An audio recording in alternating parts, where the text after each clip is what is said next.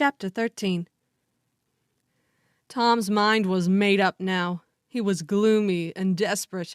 He was a forsaken, friendless boy, he said.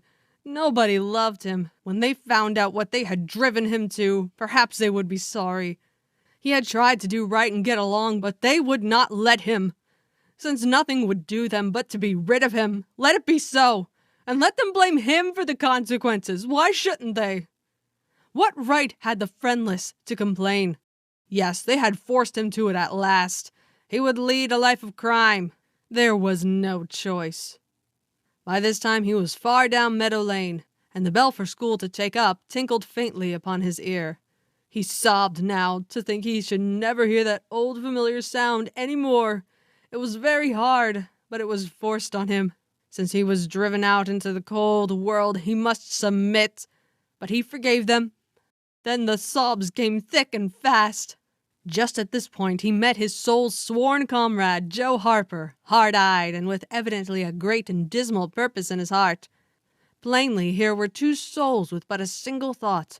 Tom, wiping his eyes with his sleeve, began to blubber out something about a resolution to escape from hard usage and lack of sympathy at home by roaming abroad into the great world never to return, and ended by hoping that Joe would not forget him. But it transpired that this was a request which Joe had just been going to make of Tom, and had come to hunt him up for that purpose. His mother had whipped him for drinking some cream, which he had never tasted and knew nothing about. It was plain that she was tired of him and wished him to go. If she felt that way, there was nothing for him to do but succumb. He hoped she would be happy, and never regret having driven her poor boy out into the unfeeling world to suffer and die. As the two boys walked sorrowing along, they made a new compact to stand by each other and be brothers and never separate till death relieved them of their troubles. Then they began to lay their plans. Joe was for being a hermit and living on crusts in a remote cave and dying sometime of cold and want and grief. But after listening to Tom, he conceded that there were some conspicuous advantages about a life of crime, and so he consented to be a pirate. 3 miles below St. Petersburg, at a point where the Mississippi River was a trifle over a mile wide, there was a long, narrow wooded island with a shallow bar at the head of it, and this offered well as a rendezvous. It was not inhabited. It lay far over toward the further shore abreast a dense and almost wholly unpeopled forest. So Jackson's Island was chosen. Who were to be the subjects of their piracies was a matter that did not occur to them. Then they hunted up Huckleberry Finn, and he joined them promptly, for all careers were one to him. He was indifferent. They presently separated to meet at a lonely spot on the riverbank 2 miles above the village at the favorite hour, which was midnight. There was a small log raft there which they meant to capture. Each would bring hooks and lines and such provisions as he could steal in the most dark and mysterious way, as became outlaws. And before the afternoon was done, they had all managed to enjoy the sweet glory of spreading the fact that pretty soon the town would hear something. All who got this vague hint were cautioned to be mum and wait. About midnight, Tom arrived with a boiled ham and a few trifles, and stopped in a dense undergrowth on a small bluff overlooking the meeting place. Tom listened a moment, but no sound disturbed the quiet. Then he gave a low, distinct whistle. It was answered from under the bluff. Tom whistled twice more. These signals were answered in the same way. Then a guarded voice said, "Who goes there?" "Tom Sawyer, the Black Avenger of the Spanish Main. Name your names." "Huck Finn, the Red-Handed, and Joe Harper, the Terror of the Seas." Tom had furnished these titles from his favorite literature. "'Tis well. Give the countersign." 2 hoarse whispers delivered the same awful words simultaneously to the brooding night. "Blood!" Then Tom tumbled his ham over the bluff and let himself down after it, tearing both skin and clothes to some extent in the effort. There was an easy, comfortable path along the shore under the bluff, but it lacked the advantages of difficulty and danger so valued by a pirate. The Terror of the Seas had brought a side of bacon, and had about worn himself out with getting it there. Finn, the Red-Handed, had stolen a skillet and a quantity of half-cured leaf tobacco, and had also brought a few corn cobs to make pipes with. But none of the pirates smoked or chewed but himself. The Black Avenger of the Spanish Main said it would never do to start without some fire. That was a wise thought. Matches were hardly known there in that day. They saw a fire smoldering upon a great raft 100 yards above, and they went stealthily thither and helped themselves to a chunk. They made an imposing adventure of it, saying "Hist!" every now and then, and suddenly halting with finger on lip, moving with hands on imaginary dagger hilts, and giving orders in dismal whispers that if the foe stirred, to let him have it to the hilt, because dead men tell no tales.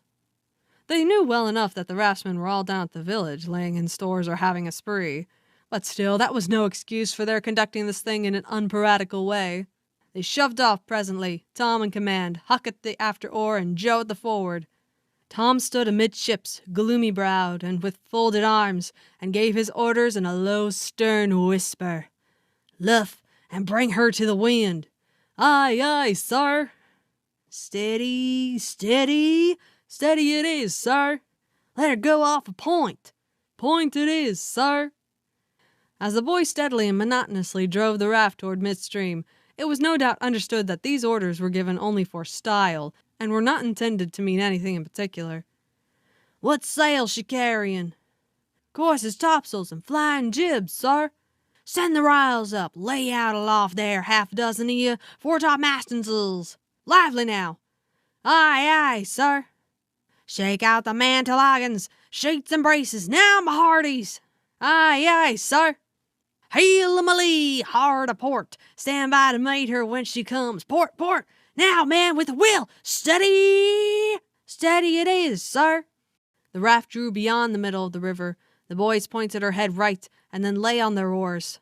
The river was not high, so there was not more than a 2 or 3 mile current. Hardly a word was said during the next 3/4 of an hour. Now the raft was passing before the distant town. 2 or 3 glimmering lights showed where it lay, peacefully sleeping, beyond the vague vast sweep of star-gemmed water, unconscious of the tremendous event that was happening. The Black Avenger stood still with folded arms, looking his last upon the scene of his former joys and his later sufferings, and wishing she could see him now, abroad on the wild sea, facing peril and death with dauntless heart, going to his doom with a grim smile on his lips. It was but a small strain of his imagination to remove Jackson's Island beyond eyeshot of the village, and so he looked his last with a broken and satisfied heart. The other pirates were looking their last too, and they all looked so long that they came near letting the current drift them out of the range of the island. But they discovered the danger in time and made shift to avert it.